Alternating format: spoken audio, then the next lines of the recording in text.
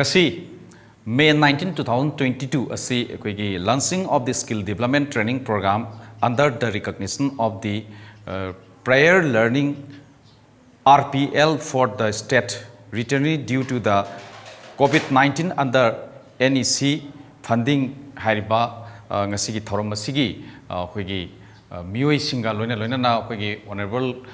minister na labor minister na Kari haiba kaidoba aduga masigi providers sina Kari tauraga Manipur gi akoigi COVID-19 na maram oiraga mapanda akoigi tongan ba sector sing da skill development ga mari lena ba livelihood ka mari lena ba tongan ba sector sing da thabak taururaga COVID-19 pandemics na maram oiraga Manipur da halakanda makhoi ne sufam nofam leitaba aduga makhoi gi senthok lambi leitaba adugi matang duda makhoi si makha tana akoigi iramda Manipur sida Kari thabak pigadage kamai tawgadage moi si Kari tawgadage haibagi matang da akoigi masiga mari lena ba honorable minister dagi chingna providers single loina unabagi paudam miyam da thamjari ngasi hoigi maruina 100 days ki program gi manung channa hoi pangthokpa kanoni kai hatare hoigi MOU sign tongnaba gi program ama khakni ana ngasi hoigi tinbiriba hoigi kano hoigi John hoigi Kim koi ma'am पुन्ना लोई यावरे official सिंग अदुगा कनोगी site गी सु अदो हम नुंगाइरे ngasi ma'am पुन्ना थेंगनाबसे ngasi दगी MOU साइन तौनगदम ngasi दगी today the 19th May Thursday 2022 the training program upskilling through recognition of prior learning, that is RPL, for the state returnees due to COVID-19 pandemic who are registered on MSSD website www.mssd.in under the funding from NEC Northeastern Council has been officially launched at 1 p.m. Thamjage aduga khwai maruina akhoi media gi keno su yawarbanina aina khatang sigi keno da haining basi akhoi covid ki matamda akhoi honorable chief minister na tawduna magi lising makhada akhoi mapanda leiruba akhoi atopa keno sing the company da thabuk tawba sing adagi say for example akhoi spa da thabuk tawba adagi atopa activities mayam ma keno da masagi keno sen tanjaba hai tare mapanda leba singdu hoina mapanda keno torokpa na maram warkanda adi lockdown torokpa na maram warkanda yumda halakpa si hoi honorable chief minister yam chauna pajagi mukta khalla kanda mating pangbigi adu yumda halaba matungda mohoi jamuk atopa keno sireda amuk adi mapanda muk handana adi yumda sireda dum masagi maramdam lepchaba ngamnaba adi self reliant hoina nabagi adumba program amkhak haibtare aduna masida da halaiba keno sing da returning sing da hoina ngasagi skill development gi keno si pira kanda hoina mokhoida keno si masagi sentok lambi leina ba adi hana mapanda wana leibdo muk plus sida lak taragadi sida muk ngasagi training do pira ga muk thabuk to taw taragadi hena afaba keno mo hoina nabagi moida su phare plus akoi state su phare ana masi total hoina akoi laiba returnees hoina keno tawduse skill development da hoi MSSD gi makhada hoina training pi doise 9400 persons ni aduna hariba music sida hoina keno pira kanda hoi training programs pira kanda hoi kai hatare Manipur da hena afaba hari yamna self reliant hoiba sagi senthok lambi le hen naba hona bada dung ba chok mating pangani haidane maina thamjagi I ming anil kawi I say training provider amani khoi Manipur Society for Skill Development gi makhada leriba skill development gi training pi bagi I su trainer partner amani plus isamusu empanel of DIT khoi government of Manipur gi su oiba software sabi gi su aduga sigi program siga mari leina na aina khara hajo hairagadi 2019 gi covid ki first wave lakpa matamda Manipur gi mapanda leihiba mi isini naw mayam singse khoi gi sai naw mayam singse thabak tawdana लेखिबा मयाम सिंगसी युमदा हलकपा मतमदा यामदा चाव सिथेंग अमा funky युमदा हलकपा ngamgdra ngamoidra haibigi issue phabo changmo thoki adubu government of manipur amasung government of india na sinbidana mayam singsi almost 100% halaki haina khoi pauta je halakpa matam sida IC MPNL IT oibnina ayonda khoigi haiba covid returnee gi skill development gi matang sida ayonda work ama interest tobi interest toriba work si kari no hai kan sida manipur de relocate tawraba india gi mafam mayam digi lawa mayam singse kari gumba mohoi si relocate torpa matam da mohoi gi job mayam singse loina mak thadu amaga laiba ngakani anambana 99% ti job thadu lam edu manipur de leiba kanda jobless ti leiba yado aduga manipur sida khoi amu settle tawjarage aduga skill ama impart tawiragadi manipur sida khoi livelihood ama phangani haibigi wakhanda lakhiba mayam singsigi khoi MSSD manipur society for skill development na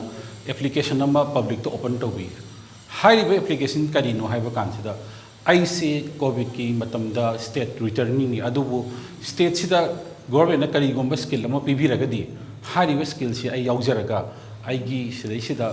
aigi iramdam sida aigi establishment ama haujarage establishment se aigi entrepreneurship setup oibi ai or as an employee to the other existing akhoi gi firm do oibi se adon haiba matam sida ke dogi haiba kan sida mapan da laigi ba thabak tawri mayam sing se khara amati formal certificate pairaga leiramasu yawi aduga maximum di akhoi gi formal certification si leigidi ado leigidaba maram oira kan ke dogi haiba kan amu handa su moi se retraining pi bisu yadaba normally oina adubu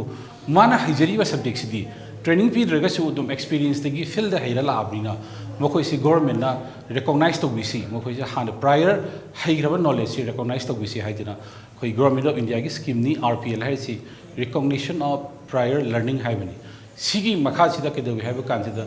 some around 9450 covid returnee mayam sigi marta 9450 di I have manipur sida settle tawjarage I have a training PBU I have a recognize to be haidina tharaki thaiba database gi matung ilakan sida khoi gi northeast council NEC gi makha da funding si piraga hariba project asing si khoi honorable minister labor sir dingku gi makha da nasi launch tawbani and I wish this project a very successful one. Thank you. Aduga masigi kano sida khoi gi isang provider masu oibi na isagi section sida hai ta isagi group hai batai stage da khoi gi tongan ba skill development sidi leibani skill sidi leibani na kari kari thabak thawong sing da main oina paikhat bigani isagi adu government already identified tawre ngasai khoi na hai gi ba 6 job trades already identified tawi adu hai ba sing sinataba da government su change torpa yabi option adum leiba mali because lamamaga job requirement khane aduna mapanda bangalore da delhi da tawramba khoi gi semi skill labor haigedra adi unskilled labor hai kan sidal akan da have chap chaba matu phangdabrina covid returning gi manung sida amuksu mokhoi ji skill orientation haigedra skill change tawi gi option chu dum leiragadi hojik leiri mafam ti hen elaborate tawragadi another TPS mayam changaga hairiba mayam sing si meeting pangani habi thajab lejai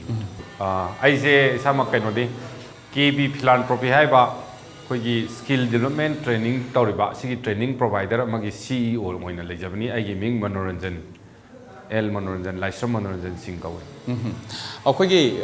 ngasigi akhoi launch tawbiriba hai tare akhoi launching tawbiriba ngasigi thoram asiga mari leina na akhoi mayam na budi thambegre tongan ba covid na maram moraga ama pandagi lakpa mi singdu madugi returnee singdu gi sinpham mam pigadabni haidana ado makhoi si arakpa mi khudimak loina masigi hujiki pangthokadaba numit humni gi training sa dum yawbu yarabra ado kamai tawbe mase kainoni first come first up haiba film da tara ne di covid returnee state returnee di masing yamba adubu khoi gi sarkar gi hujik thoi basi only 9400 khatani 9400 manipur gi 22 lakhs ki population jida mapan da gi halakpa mi lakh ama hen hale ada 9400 sida hujik tasengna moi sina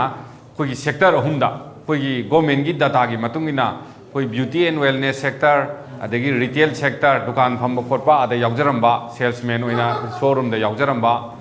adagi kaino tawba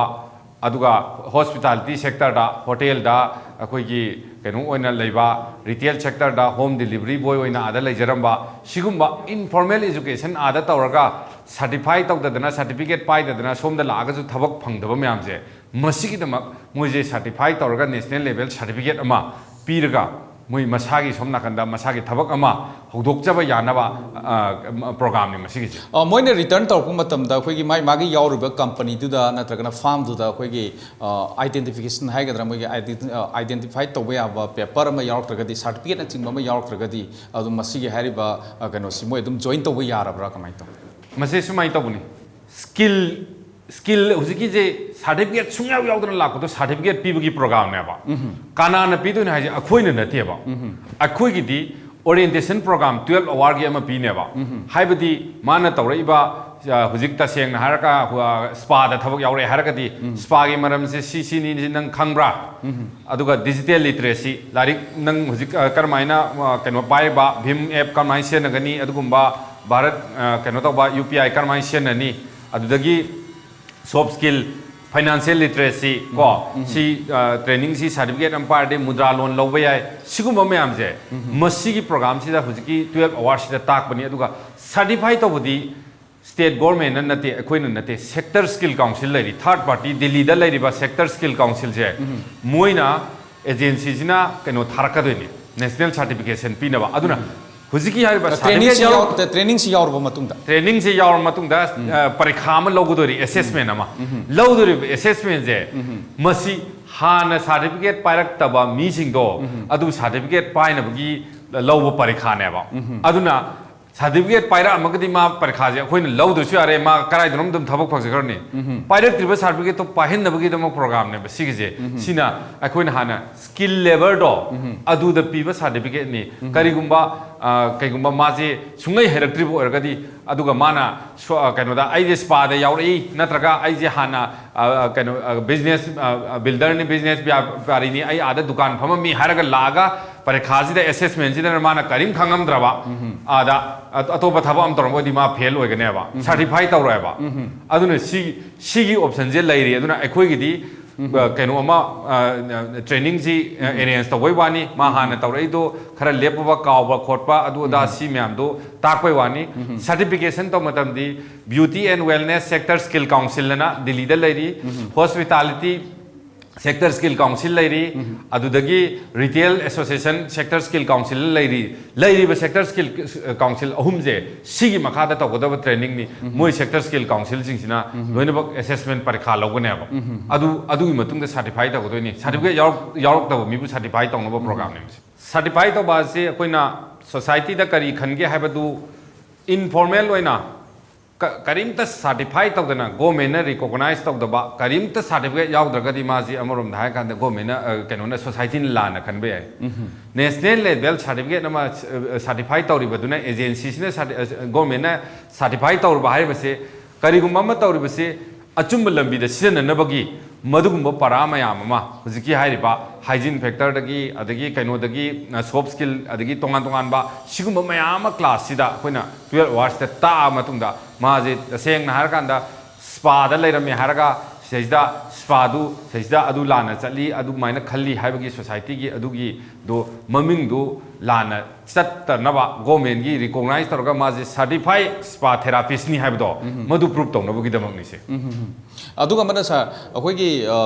covid ki halakpa returning khaktani bode haire akoigi manipur da hana lehoba akoigi samna habada akoigi beautician hai tai film gi makeup ka loira kanda magi institute ka hangaga register tawba tawdaba thidana hangaga stage gi tholakpa student sing masti yaujage habadi sigi facility pi gadra kamai ta huji ki oina di madugumba mi se yawba yaroi atopa training program lei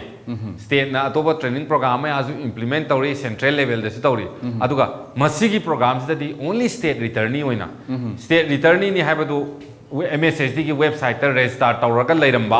aduga MSSD di register tawraba adu nataba atopa government ki tengbang.in kari karasu leidana moida register tawraga leiba mi adugumba do adu khatani ta seng state returnee na koina khanga ga chat ka toje register tawdo mayamam su leiramgani adu mudo koina count tawruba yaroi di khoi gi database di government ki proof to adu na maru oibnina adu loisal ko sa khoi gi ngasi returning mayam si khangbasu yarangoni khangdabsu yarangoni mayam sidadi hairiba thabak singsi yamna successfully pangthokpa yanaba gidamta ISCOM gi kuthangda kari kari paujel pibini kamai haibini mase ai na mayamda sigumba program asida hujiki state returning laga mafam sida adagi hana toramba thabak to manipurda thabak si tawbam khangda lairambado national level certificate si phanga matungda mudra loan loba yai adudagi isagi unit setup toba yai adugi damak hujik KB philanthropy na chauna thong hanga thami madugi damak moida mateng pangna ba udhyam da register toba mudra loan loge haraga akoina bank ta link tobiba siguma mayam je facility akoina ju piri aduna hujik state return ni mayam na hujik madugi